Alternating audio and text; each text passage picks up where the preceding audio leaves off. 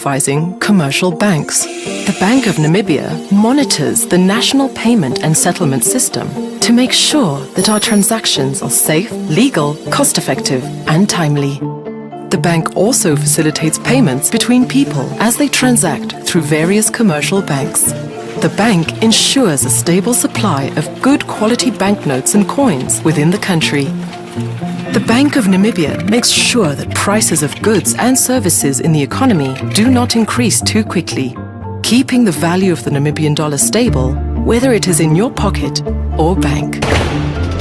The Bank of Namibia provides banking services to commercial banks and government. As banker to the government, the bank is responsible for processing government payments domestically and internationally. The bank also manages Namibia's foreign reserves, allowing us to pay for imports. The Bank of Namibia is responsible for the regulation of inflow and outflow of foreign currency. This assists in the overall management of foreign reserves. The Bank of Namibia fulfills these functions to support economic growth and development.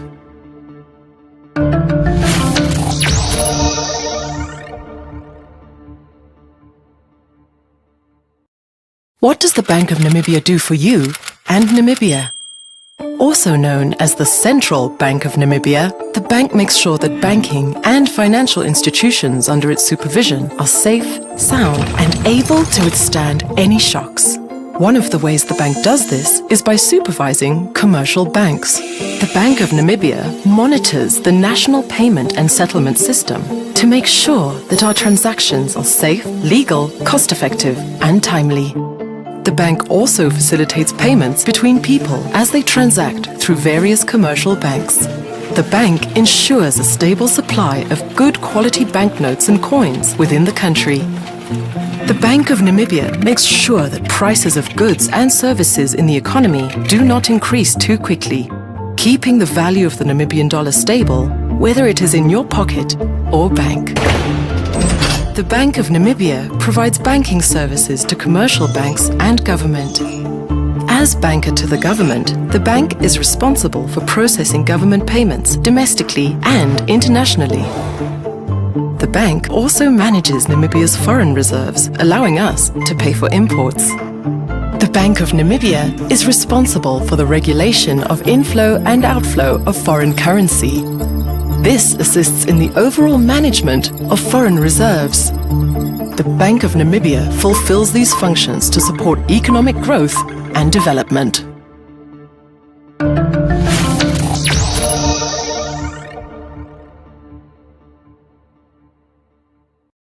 What does the Bank of Namibia do for you and Namibia?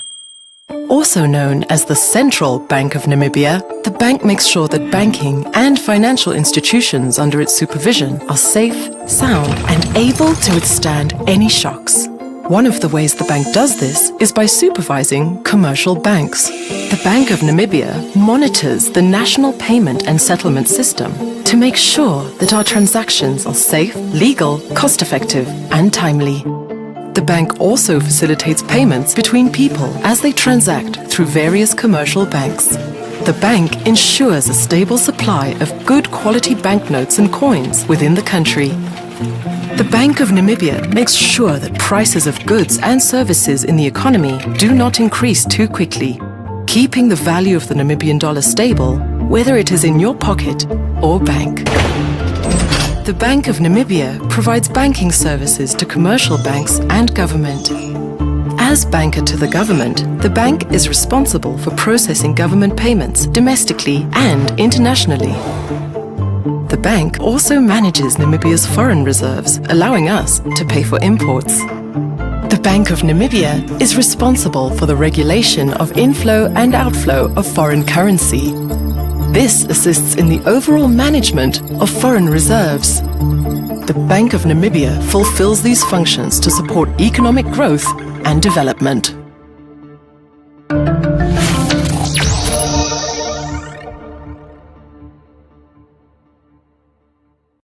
What does the Bank of Namibia do for you and Namibia?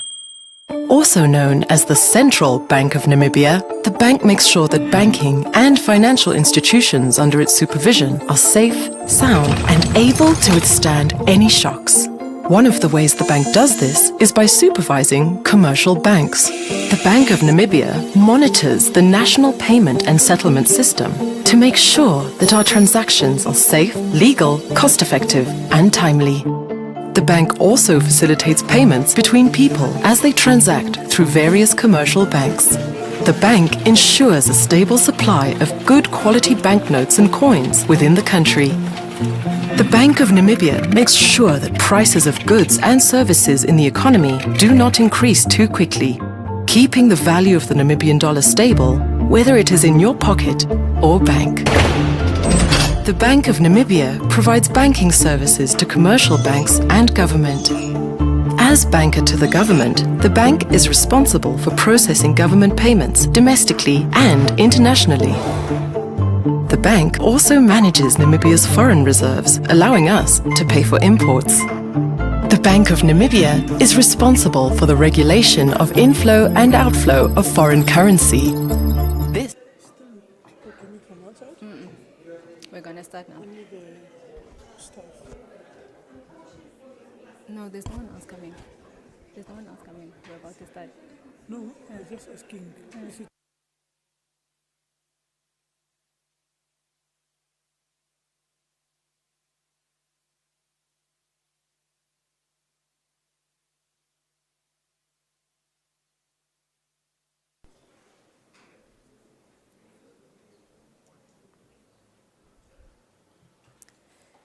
Governor Gavachab, Deputy Governor Wangutta, Deputy Governor Dunn, Monetary Policy Committee members, management and staff of the Bank of Namibia, members of the media, distinguished invited guests, ladies and gentlemen, good morning. Good morning and welcome to the third monetary policy announcement for 2025. We are delighted to welcome our media practitioners and wish to thank you for honoring our invitation and joining us today. We also wish to extend a warm welcome to our online viewers and those tuning into the broadcast coming to you live from the Bank of Namibia auditorium. Over the past 2 days, the Monetary Policy Committee, chaired by the Governor of the Bank of Namibia, convened to discuss and determine the appropriate monetary policy stance for the country for the next 2 months. A decision was reached yesterday, and the Governor will announce and unpack it shortly. Thereafter, we will welcome questions from the media practitioners in the room. Those will be the proceedings for the morning. Once again, welcome. My name is Naufiko Hamunime, and I work for the bank's Strategic Communications Department. With those introductions out of the way, let me now welcome the Governor of the Bank of Namibia, Mr. Johannes Gavachab, to deliver the monetary policy announcement. Governor, the floor is yours.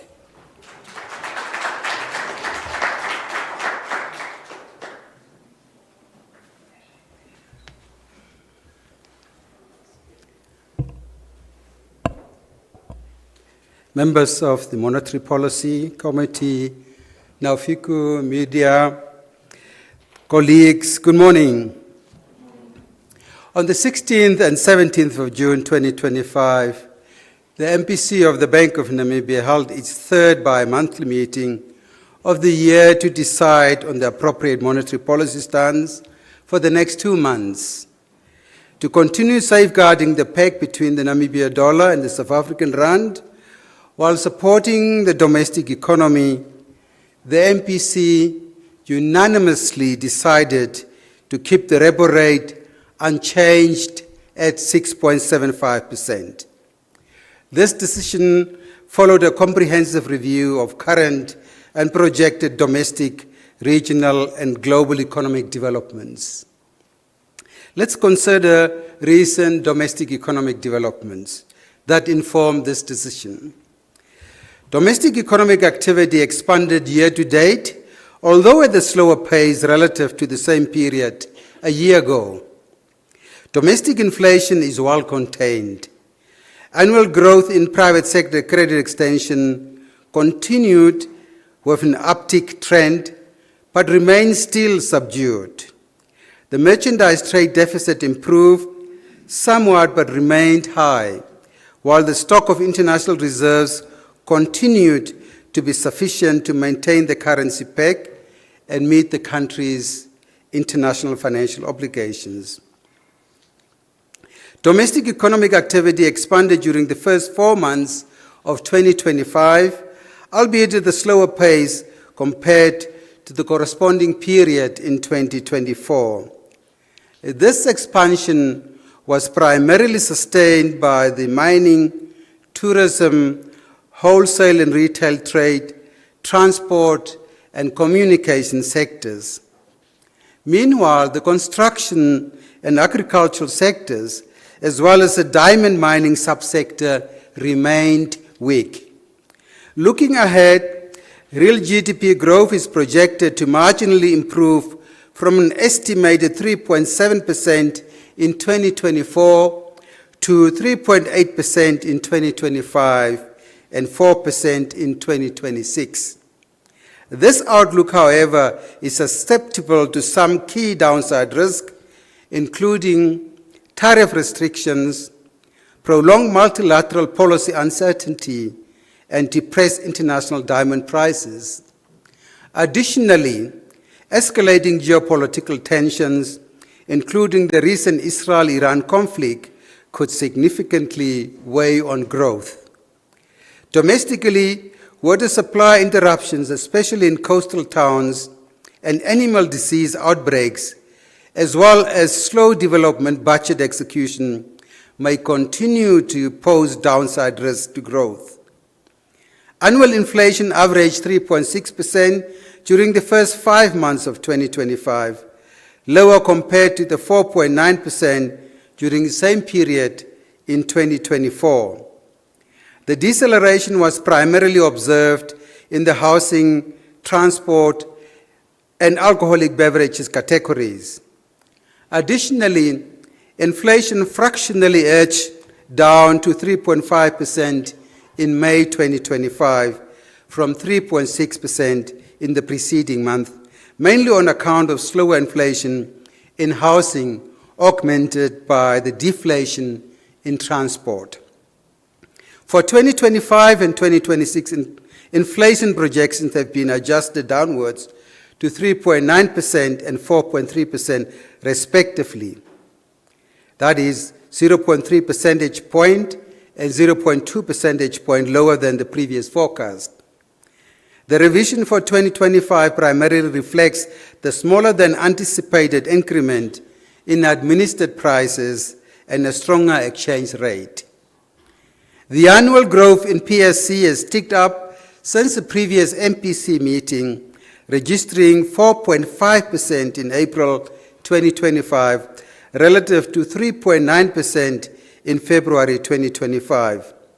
Similarly, growth in PSC increased on average to 4.4% during the first 4 months of 2025 compared to 1.7% in the same period in 2024. These increases were reflected in credit extended to both businesses and households. Despite trending above inflation for the past 7 consecutive months, PSC growth remains sluggish. Namibia's merchandise trade deficit narrowed by 19.8% to 11.4 billion Namibian dollars during the first 5 months of 2025 compared to the same period in 2024. This improved position was attributed to a faster increase in export receipts, notably from uranium and gold, relative to the rise in import payments. The stock of international reserves stood at 57.4 billion Namibian dollars as at the end of May 2025, dropping from 59.7 billion Namibian dollars recorded at the end of March 2025. The decline was mainly due to trade-related outflows, customer foreign currency withdrawals, and revaluation losses. This level of foreign reserves translates to an estimated import cover of 3.7 months, which is deemed adequate to sustain the currency peg between the Namibia dollar and the South African rand and meet the country's international financial obligations. Let's turn to the global picture. The global economy maintained a moderate pace of growth in the first quarter of 2025, with the medium-term outlook remaining under significant downward pressure. Since the previous MPC meeting, global inflation generally slowed, while key stock and bond markets remained relatively volatile. Monetary policy stances eased across most of the monitored central banks.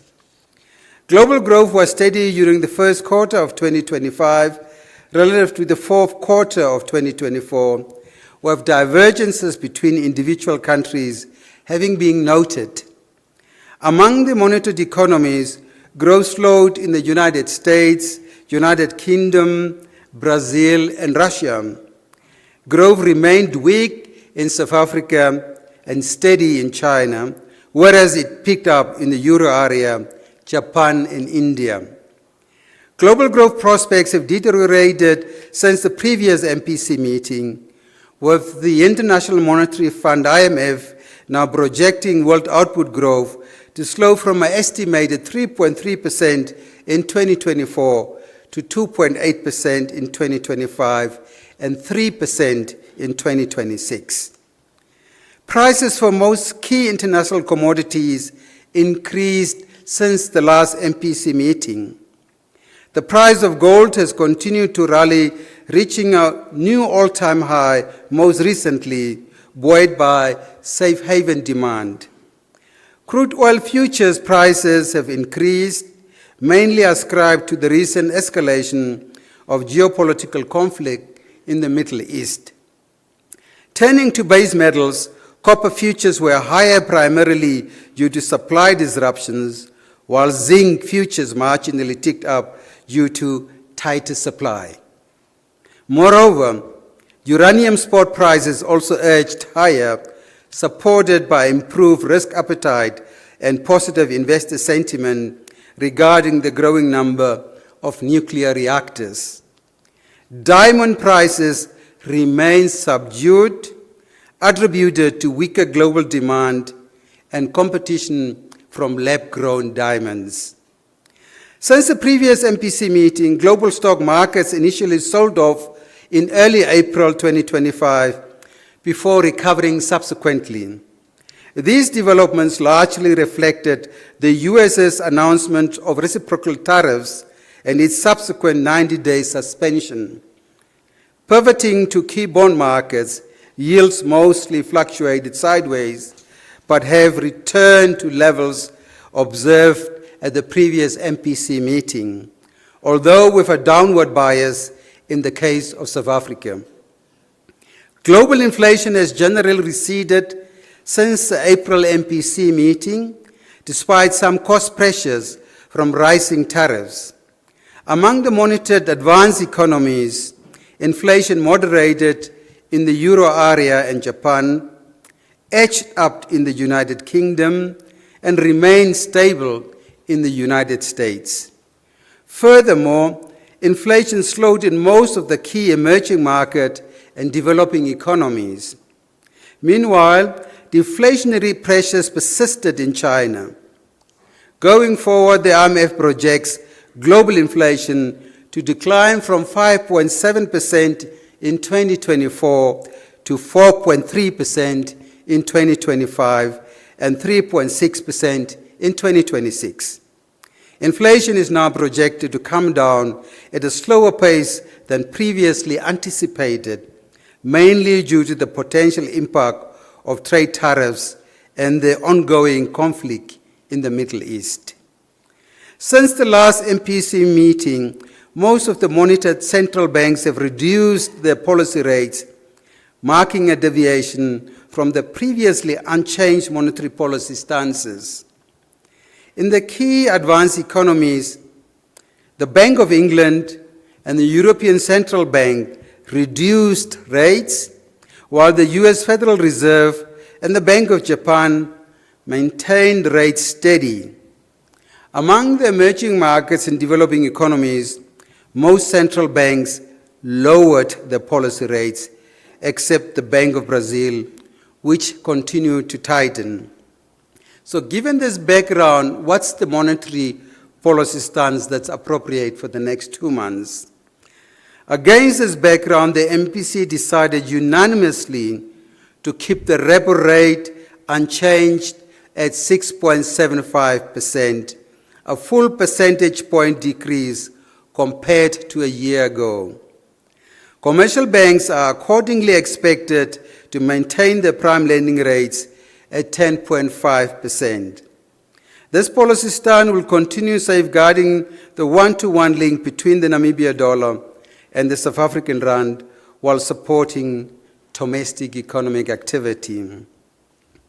While the MPC has decided to maintain the repo rate at its current level, it has been discussed and observed that within the countries of the Common Monetary Area, the CMA, the long-standing practice has been that the prime rate does not exceed 3.5 percentage points above the repo rate, only with the exception of Namibia, that has maintained margins of 3.75 percentage points.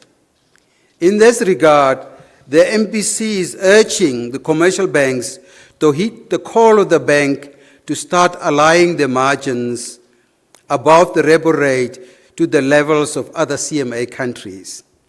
This move will address this anomaly and in time provide relief to consumers.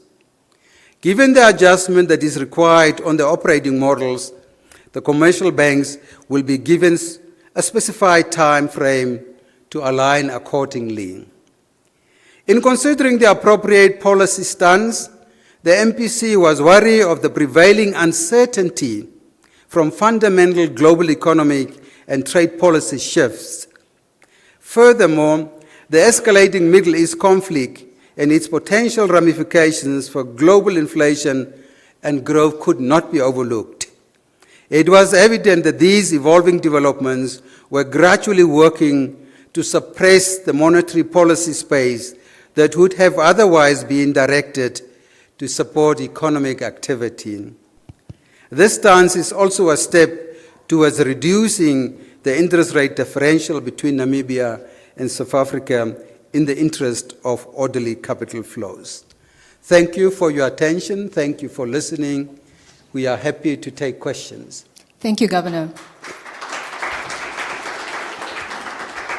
Thank you. We will now open the floor for questions from the media practitioners in the room. If you have a question, there are microphones on either side of the room. Please remember to state your name and also the organization that you represent before you ask your question. So are there any questions?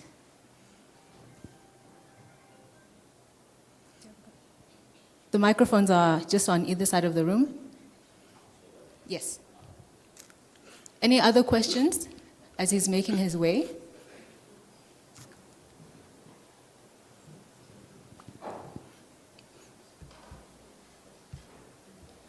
Thank you.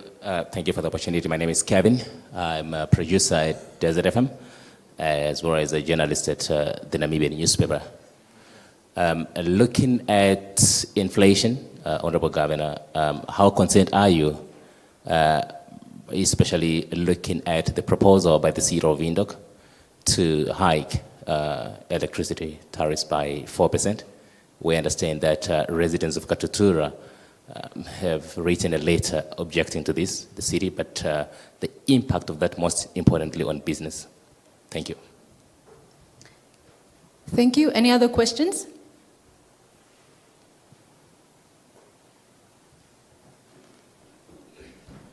Okay, Josephina, please go ahead. Thank you. Good morning, Governor. We've received 2 questions on our online platforms. The first one says, following the SARB's May 2025 Monetary Policy Committee announcement, there have been indications of a potential shift in its inflation targeting framework, including public discussion around lowering the midpoint target from 4.5% to 3%. What implications might this have for inflation dynamics and monetary policy in Namibia?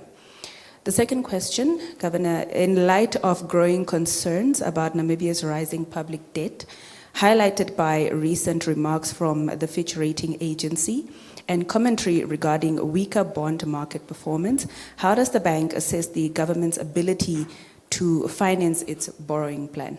Those are the two questions. Thank you. Thank you, Josephina. I believe we can take those questions. Thank you very much. So I'll take the first one around inflation, all three, and I'll ask DG Wanguta to talk a little bit about inflation is generally coming down, as we've discussed last time, and you see in the statement. So inflation is well contained. That's what we are saying. Big risk currently is what's happening in the Middle East. If something happens, and what we have seen is oil prices jump, and that will directly impact inflation in our country, and we'll have to see how that passes through so that we can take the appropriate monetary action. The big issue is while inflation is coming down, the price level remains. So that's a big issue. DG Wanguta, you may wish to respond to that. So let's talk about the inflation targeting in South Africa. The South African Reserve Bank governor announced that they are considering to change the inflation target in South Africa. The inflation target of 3 to 6% that they have got in South Africa remains relatively high, according to the governor in South Africa, compared to the peers. Most of the peers to South Africa, inflation is around 3%, and they have got the 3.6% target. He feels that this imposes unnecessary costs on households, on firms, and on the South African economy. The South African Reserve Bank engaged the different stakeholders, including Treasury, and they are currently considering changing that. So, in anticipation of that, we have run a simulation in Namibia to see what's the impact of that. If they change the target to 3%, how would that impact some key macroeconomic indicators in Namibia? We have got a whole study, and the study will be finalized within the next few weeks, but some preliminary indications are the following. For 2026 and 2027, we are forecasting economic growth for Namibia as 4% for 26 and 4.3% for 2027. How would a 3% target affect that growth forecast that we have got? In terms of our simulation, it suggests that the 26 forecast will be adjusted downwards by 0.1 and the 27 by 0.2 percentage points. That is from 4% in 26 to 3.9, and in 27 from 4.3 to about 4%, 4.1%. And that decline is a consequence of two main factors. Firstly, a strengthening of the real exchange rate, which by narrowing the inflation differential with key trading partners is expected to weaken export competitiveness. Secondly, lower inflation incentivizes increased savings by offering higher returns, thereby contributing to a reduction in overall growth. How would the 3% target in South Africa impact us? In terms of our simulation, inflation is projected to decrease by 0.8 and 1.2 percentage points in 26 and 27, reaching 3.5% and 3.2% respectively in Namibia. And this decline is attributed to inflation expectations being anchored to the new target, necessitating that businesses and unions align their price and wage adjustments accordingly. Furthermore, the strengthening of the currency is expected to contribute to this disinflationary trend through its pass-through effects.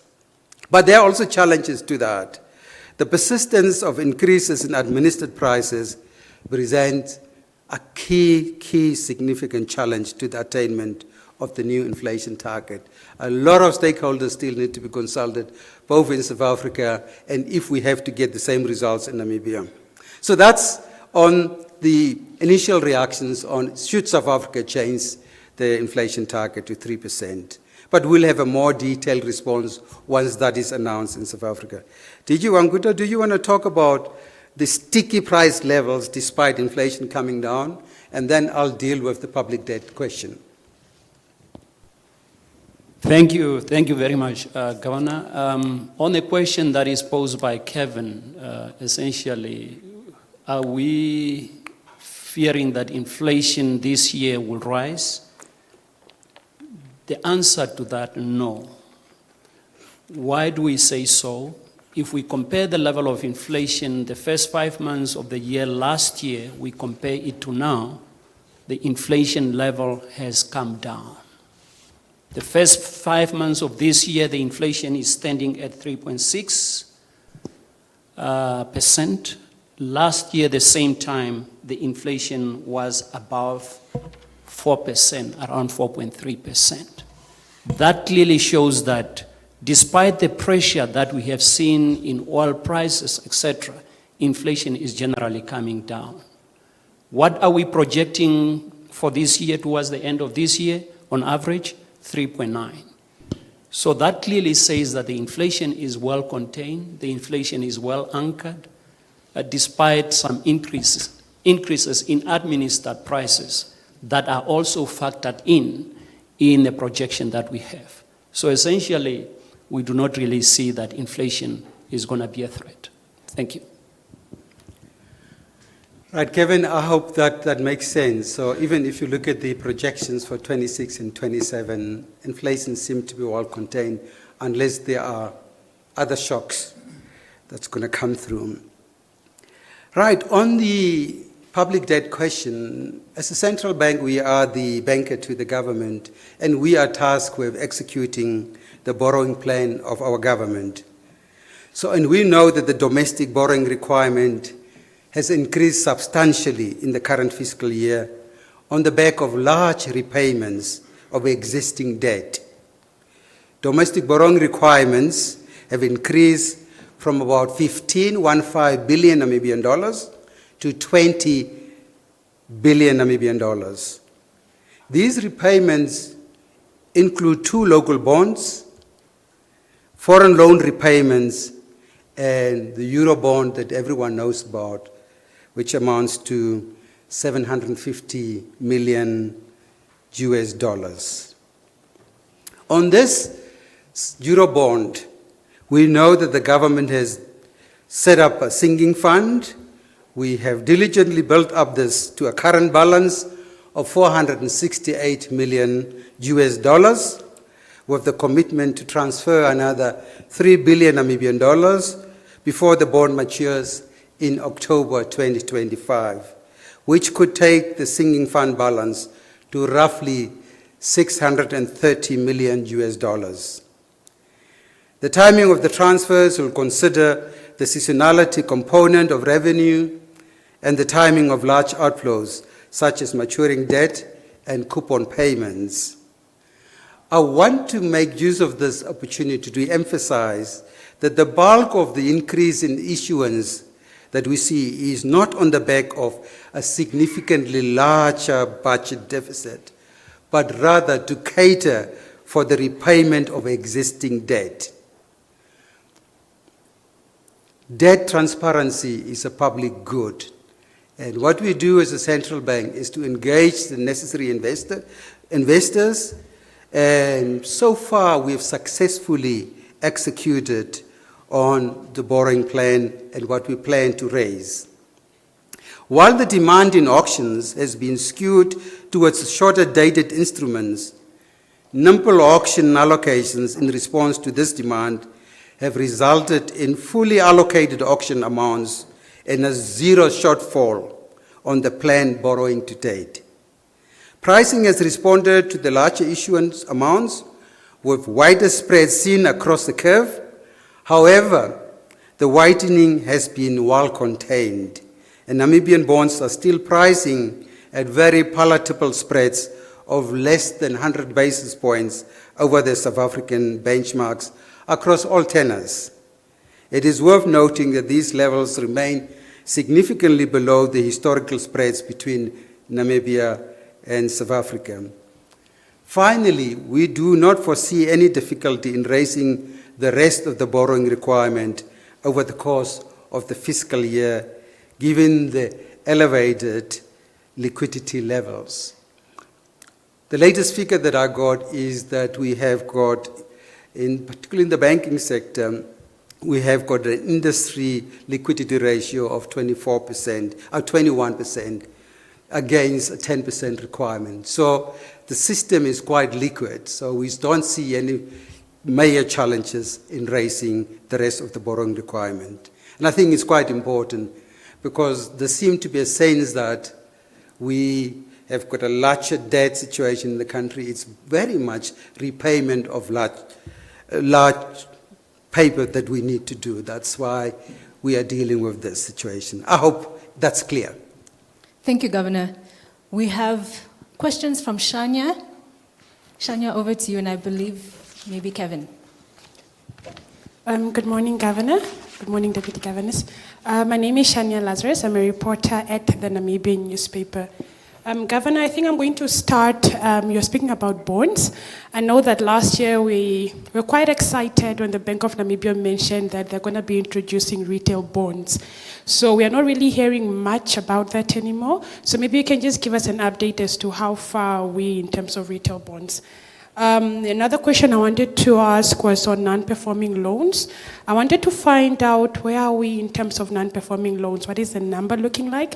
And also, what is the ratio and how does it compare to historical background to where we are standing currently? I just wanted to confirm, as of the end of May, the Euro bond redemption, we have saved up $468 million US dollars. I just wanted to confirm that. All right. And then on foreign reserves, Governor, you indicated that there has been some customer withdrawals. So what are these exactly? Are we capital returning? What, like, I just need a little bit of clarity on that. And then the Israel-Iran conflict, you say this could significantly weigh on growth. So in terms of numbers, what are we talking about? Either percentage, what are we talking about in terms of our growth? How really will it impact our growth? And then Namibia has maintained a prime rate of 3.75%, contrary to the other CMA countries. Governor, can you please just explain what this means for the end user then, and for how long has this been going on? Thank you very much. Thank you, Shania. I think we can deal with those questions, Governor. Shania, those are very good questions, and we have got MPC members that can deal with this. So I'll ask Nick to give us a detail where we are on the retail bonds.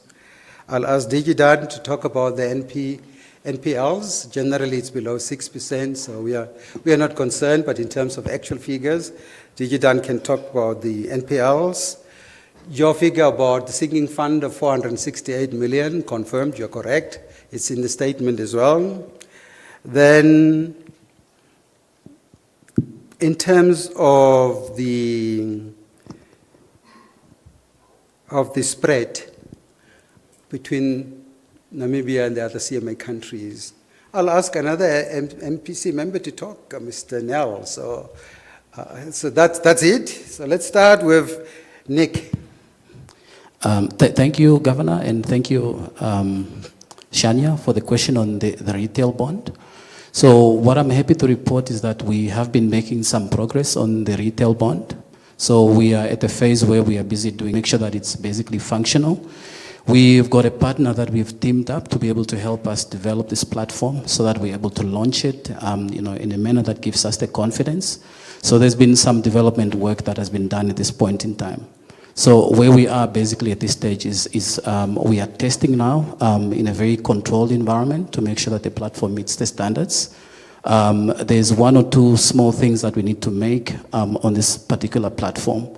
After this, then we'll also just maybe scale up the level of testing of the platform. In terms of the target date when we think we'll be going live to market, assuming that all of the challenges are handled, we believe somewhere by end of this year we should be able to launch the retail bond, subject to the resolution of some of the issues that we're experiencing on the platform. That's really my feedback on that, Governor. Thank you.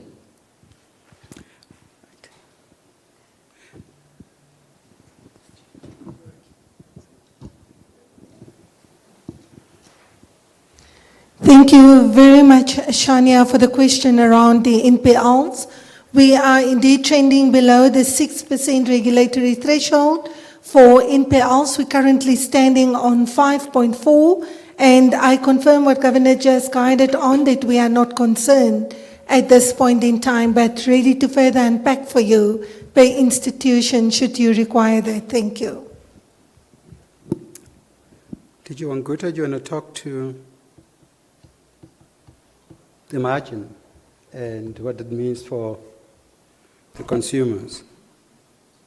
Oh, no, sorry, that's Remo, right? My apologies. Thank you, Governor. In terms of the margin that that Governor has reflected on, the 3.75 percentage points, that was in existence since the 2010 financial year, and that was a widely accepted practice. However, we found with later studies, we found that with the CMA countries, that margin is actually different in terms of it being 3.5 percentage points. And therefore, the advice that the Governor has given that this widely accepted practice must be aligned with the other countries, and which the benefit to consumers would be that it will provide relief towards the time period that we will indicate or outline for the banking industry. Thank you. Let me try and simplify. That's a technical answer. So what we are talking about here is banks are making money basically through the interest income and through the non-interest income. So what we are talking about here is on the interest income side. So the difference between the repo rate and the prime rate is the interest margin. Some people call it the spread. So that difference in the CMA countries is 350 basis points, or 3.5%. In our case, it's 375 basis points, or 3.75%. So what does it mean for the ordinary person? We called in the banks. Early this year, I called in all the managing directors of the banks and said, can we not align, because your parent companies are also operating in other CMA countries, and that difference is 3.5. Ours is 3.75. If you can reduce that to 3.5, Namibian consumers can save another 25 basis points. So very similar to you reduce interest a policy rate by 25 basis points. If they reduce that, a lot of Namibians that have got loans with Namibian banks could benefit. So that's probably the simple answer, but he gave us the technical explanation. So what we said in terms of foreign reserves came down from 59 to 57 billion. That's what we said, right? And largely the outflows are due to trade related. We need to pay for trade. We need to pay for imports and CFC accounts. That's what we are saying in the statement. But if you want to come back, you can come back. In terms of the impact of the current situation on growth in Namibia, at the last MPC meeting we said global uncertainties actually is creating big challenges for us at this point. And now we added to that a conflict between Israel and Iran, and it's weighing heavily on economies, not only on the Namibian economy. How this tension will be resolved will have definitely an impact on our inflation, interest rates. It will have impact on growth. Shani, I cannot tell you exactly. The big question, a big imponderable is, how long will it last? Are we going to take about weeks? Are we talking about months? Are we talking about like the other conflict that we have that's running now for 3 years? We don't know how long it lasts, so we cannot actually tell you now this is exact impact on the growth in the country. What we know is that the longer it takes, the more the more uncertainty we have got, the more the impact probably going to be on growth that we have got. There will be more significant price effects, particularly if Iran closes the critical Strait of Hormuz. Given all the oil and gas, liquefied gas that go through that strait, that's going to be quite challenging. So we are monitoring the situation, but we can't give you an exact number in terms of effect on growth or inflation at this stage, unless you tell us how long it's going to last. Thank you, Governor. We have 3 final questions. We'll start with the gentleman on the other side of the room. Then we'll move to Hetha from One Africa, and Shania has a concluding question. Please, sir, go ahead. All right, thank you. My first one is just perhaps on the Deputy Governor on... Oh, my name is Nina Meno. I'm a student of economics, so I'm just going to ask a lot of student-related questions. It's just on your... You said you have already projected the annual inflation, and Kevin indicated that the cost of electricity is going to go up, which is going to affect the production. We expect the price of oil to go up, and still we are keeping the projected inflation rate at the same level. Yeah, as a student, I'm just saying, yeah, I somehow, maybe we should look at that or perhaps start to factoring in that. That's the first one. Then, related now to the private sector, 20% liquidity within the banking late governor, but we still, when it comes to lending, it's not happening. Perhaps if you can just tell us why the banks are holding a lot of money and private sector credit extension is not moving at the pace we're supposed to be moving. If you can just perhaps give us a picture on why that is happening. And given now, if you look at how much we are going to borrow as a government and the crowding out effect, how are we balancing that? Are we not expecting so much money just to move to government instead of the private sector? Because it has been quite sluggish, but government, almost every week we are borrowing. Are we perhaps looking at the crowding out effect in this regard and how you are handling that? And maybe also just to give clarity, because now you have indicated that we are also going to use gold as part of our reserves. Looking at the PEG arrangement, how does that factor in? Because you are expected to have foreign reserve. I don't know if the arrangement mentioned commodity to be part of that. How is that happening? And lastly, we are expecting a large amount of outflow in October in terms of repayment. And looking at our export, we usually export more of diamonds. So how are we going to fill that gap in terms of foreign reserves? And did South Africa consulted us on the anchoring, or we just have to follow through? Thank you. Very good morning, or is it afternoon, Governor? I'm Hertai Kanjo from One Africa Television. Adding on to what Erastus just asked about adding gold to the reserve, I want to find out, or probably the governor can give clarity on this. We don't have a gold refinery in the country yet. How is the bank planning to do that? And my other question is also looking at the diamond sector. It is currently performing not so well, and it is one of the country's backbones when it comes to the sectors that are performing well and contributing to the country's economic growth. Tell us, how important is it for us to actually diversify our sectors in the country in order for us to just, keep moving at the rate that we are?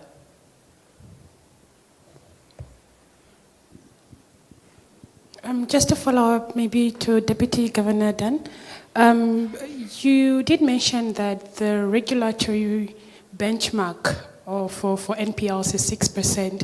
We are currently below that at 5.4%. So I just wanted to know, but how are we doing per advanced category, basically? How much are we having in mortgages? How much is it in installment sales? What are we looking at in terms of loans to businesses? Maybe just a little breakdown would be quite helpful. Thank you. Right. I'll ask Teacher Wanguta to talk to all the questions. There are very interesting questions that probably need more time with the student. But you could provide a high-level take on that. As far as gold is concerned, can I please ask that my understanding is that the Minister of Finance will make a ministerial statement in Parliament on this issue. So let's wait until then, and thereafter we can give you all the detail you require. So please bear with us. It's apparently not going to be very long. Let's give the Minister the opportunity to make that statement, and we will follow and provide you with the detail. Did you, Anguta, you want to talk to the crowding out? Do you want to talk to all the questions on inflation? Interesting questions. Thank you. Okay. Thank you very much. The question by Erastus, I think Erastus is, let me try to be academic as well, because you say that you are asking from the student perspective. Now, Erastus, your question is very good. You are asking, why are you projecting inflation to be in the range of 3.9% for this year, while you are still seeing that prices of oil is going to rise? And there are some other factors as well. In fact, in that projection of 3.9%, we have already factored quite a number of things that we were foreseeing. When we are projecting, we don't only look at the past, but we also look at what are the likely changes. So meaning to say that administered prices, we have also factored that in. But now when you look at inflation, it's a basket, and there are different components. Some components are pulling inflation up, others are pulling down. So of course, the prices of oil may pull them up, but there are also other components that are coming down, for instance, like housing, etc. So that, in essence, still gives us a comfort that inflation will still be well contained and settle at around that level that we are projecting. On the question of diversification of the economy, I think diversification, that's really what every economy desires to have. Since independence, we have really been trying to diversify this economy. But clearly, as you could see, for one to diversify, there are certain things that must be in place. You need to have the right skills. You need to have technology. You also need to have productivity to increase your productivity. Since independence, our country growth has been largely driven by mining sector and the primary sector, things like agriculture. So that's really where we are standing. But we have also made some progress in areas like services, for instance, like tourism, in wholesale and retail. You could clearly see that the weight of contribution to GDP, it lies more on the tertiary compared to primary. At independence in early 90s, that was not the case. The weight of primary industry was much higher than the weight of the tertiary sector, where you will find services. Although diversification is not at the level where we are supposed to be, of course, at least significant progress has been made in that respect. In terms of the issue of gold acquisition, we do not have a refinery here for gold. So how do we intend to acquire this? It's true, the kind of gold that we want to acquire is the one that we can use as part of reserves. We don't just simply take the gold out of the mine and then it qualifies to be part of reserves. It will not.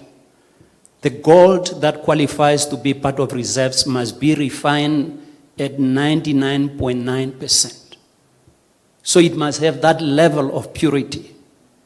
For us to be able to get that level of purity, we need to take it to the refinery. Do we have the refinery in the country? No. We need to take it somewhere. Do all countries that keep gold as part of their reserve have got refineries? No. Where do they do it? They do it exactly where it must be refined. So it's only few countries in the world where there is a refinery. And that's exactly we will do like others have done. And in fact, that question possibly is also hinting to the fact to say that the issue of gold, why are you doing it? We can give you that confirmation that if you look at the trend of gold acquisition, of gold holding, over the last 3 years, it has increased quite dramatically. So that is the trend that we are seeing, and we see gold as a way of preserving your sovereignty as a country as well.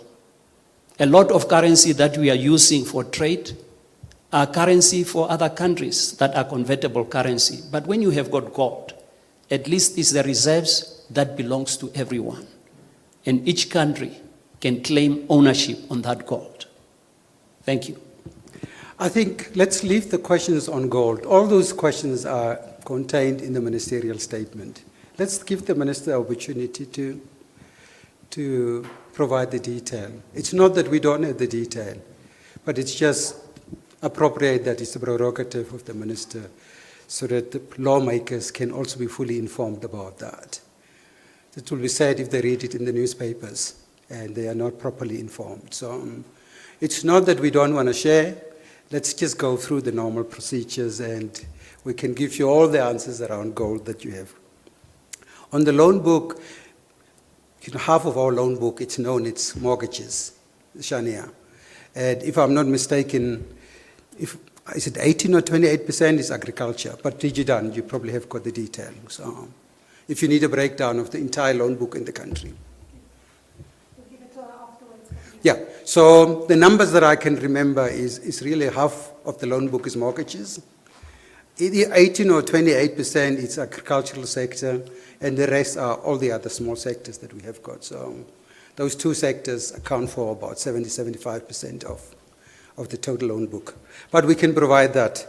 Have we covered the ground? I believe there are two more questions, Governor. The first one is with regards to the South African inflation targeting regime changing. Was the bank consulted with regards to this? And the second question that still needs to be addressed is with regard to the crowding out effect from government. Right, so the crowding out, did you, Anguta, have you dealt with that? So I don't know. So in terms of consultation, so the central bank governors meet every 3 months in the CMA. So we've been informed that South Africa is considering changing its inflation target. They have introduced it in 2000.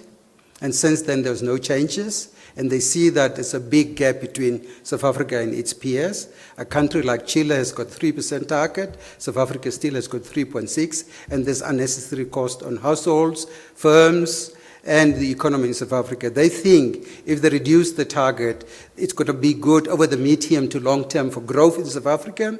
They think they're going to save quite a lot of money in public debt that they're holding. In fact, the simulation they ran said that they will save about 870 billion rand in government debt over the 10 years. But we have been informed. Did you? Just a quick one with regard to the crowding out effect. Of course, I think people can easily start interpreting when government spending is going up and government is borrowing, there is a crowding out effect. It's not as easy as that to conclude at that level. One have really also to look at the capacity of your financial system, to what extent they are able to accommodate this demand, both from government and from the private sector. Again, as we have said, in terms of the bonds and the treasury bills that have been issued since the beginning of this year, the market is able to accommodate that fully. Does that crowd out private sector? The answer is no. Why are we saying that? Because if you look at the balances of the commercial bank, they are still liquid. There is still huge liquidity in the commercial banks at their disposal. That level of liquidity can still be fully utilized by the private sector. So we have not yet seen the level of crowding out effect. Thank you. Thank you very much. Can we please give the governor, deputy governors, and MPC members a big round of applause? Thank you, Nafiko. With that, we have now come to the end of our proceedings for the morning. On behalf of all of us at the Bank of Namibia, allow me once again to thank you for participating in this morning's discussion. For those of us in the room, let us continue the conversation and the discussions in the foyer outside. Until next time, thank you and goodbye.